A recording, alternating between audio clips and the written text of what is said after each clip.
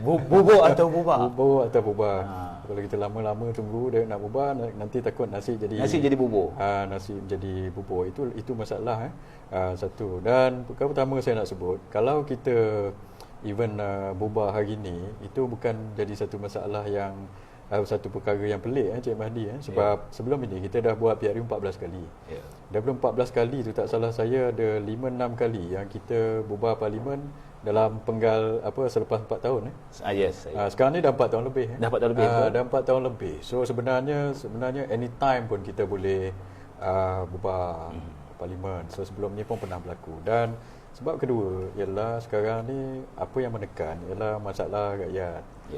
Sekarang ni dasar-dasar kerajaan tak tentu arah. Dan yang paling utama sekali, rakyat tak ada kerja. Lepas tu ringgit kita lemah. Bila ringgit kita lemah, kos hari hidup tinggi. Sebab kita banyak import barang. Macam dedak ayam pun kita banyak import. So bila ringgit kita lemah, kita bayar lebih untuk dedak ni. So bila kos dedak tu tinggi, kos ayam pun tinggi, harga-harga barang-barang lain pun lebih kurang macam itu. Sebab ringgit kita lemah. Kenapa ringgit kita lemah? Sebab pelabur tak nak masuk. Dulu pelabur masuk, dia beli ringgit. Tapi lepas PRU 14 tahun 2018, apa yang berlaku ialah pelabur bukan tak beli ringgit, dia jual lagi ringgit. Sebab dia keluar, bawa duit keluar. Sebab lepas kerajaan PH masuk jadi kerajaan, dia cancel GST. Dia cancel GST, tambah hutang 300 bilion. Hutang kita daripada 686 bilion jadi 1 trilion. Tapi pendapatan kita setahun hilang dalam 25 bilion setahun. Ya, betul. So bila pendapatan hilang, hutang bertambah, kita tak boleh nak bayar benda itu. So pelabur mesti takut nak masuk. Dah 4 tahun pelabur takut nak masuk. Bila dia takut nak masuk, dia tak beli ringgit kita lemah, harga barang tinggi sebab itu. Dan juga pelabur ni dia masuk, bukan saja dia bawa duit, dia buka kilang, dia bagi pekerjaan. So sekarang ini dia tak masuk, kerja pun tak ada. Kerja tak ada, bukan saja pelabur dalam negeri, luar negeri, pelabur dalam negeri pun. Semua tunggu dan lihat. Mereka tunggu dan lihat. Selagi pilihan raya tak buat, mereka tak pasti dasar kerajaan jadi macam mana. So itu, saya dulu pun ada terlibat dalam menganalisa pelaburan ini. So bila kita nak analisis pelaburan, sama ada kita nak letak duit pada satu negara atau tidak. So kita nak kestabilan politik. So sebab itu kalau tengok negara-negara serantau, Indonesia, Singapura, masa sebelum dia buat pilihan raya pun pelabur tak nak masuk.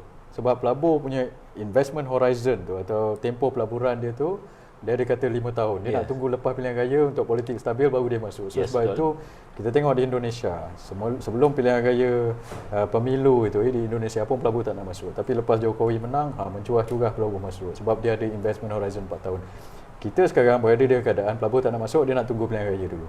Dia tak nak masuk, dia tak bawa duit. Dia tak bawa duit, dia tak bawa bagi kerja. Dia tak bagi kerja, orang kita tak ada kerja dengan harga barang semakin naik. So, orang kita dah lah dekat 1 juta orang tak ada kerja sekarang ni. Betul-betul. Lepas tu harga barang naik lagi. Harga barang naik lagi. So, soalannya macam mana kita nak selesaikan masalah ini. So, sebab itu saya kata itu hari, nombor 1 kita kena kembalikan keyakinan pelabur supaya dia datang sini masuk duit, pelabur dalam negeri dan luar negeri supaya bisnes dapat berkembang. Dan untuk kembalikan keyakinan pelabur, kita kena buat kestabilan politik. Macam mana nak buat kestabilan politik? Iaitu melalui pilihan raya. Pilihan raya. Pembubaran parlimen. Sebab kalau kita tak bubar, dan tambah lagi diterukkan dengan ekonomi kita jadi teruk sekarang. Sebab orang yang menjahanamkan ekonomi kita selama 22 campur 17 bulan, 39 bulan tu masih ada dalam kerajaan sekarang. Kita tak buang dia lagi. Kita tak nak buang dia lagi. Kita terkekang. Saya kesian pada Perdana Menteri hari ini sebab dia terkekang. Kan nak buang orang-orang yang dulu yang orang menteri-menteri bersatu. Sekarang ni yang jaga ekonomi adalah bukan menteri-menteri UMNO. Yang jaga siapa? Azmin Ali, Zuraida, orang bersatu ini. Mereka dulu yang merenapkan ekonomi kita, tambah hutang, cancel GST dan sebagainya. So mereka ni masih ada dalam kerajaan. So macam mana kita nak harap menteri yang menjahanamkan ekonomi kita untuk memulihkan balik ekonomi? So tak boleh. Nak buang dia ni pun tak boleh. Nanti jadikan buang kan tak stabil. So sebab itu kita kena buat pilihan raya. So kita boleh reset balik, bagi kebebasan kepada Perdana Menteri untuk pilih tim dia, kabinet baru lah, line up baru untuk memulihkan ekonomi. Sekarang dalam ekonomi punya line up bukan orang kita, bukan kita tak boleh lantik orang yang kompeten dekat situ. So kita ada orang-orang yang dulu itu mereka terlibat.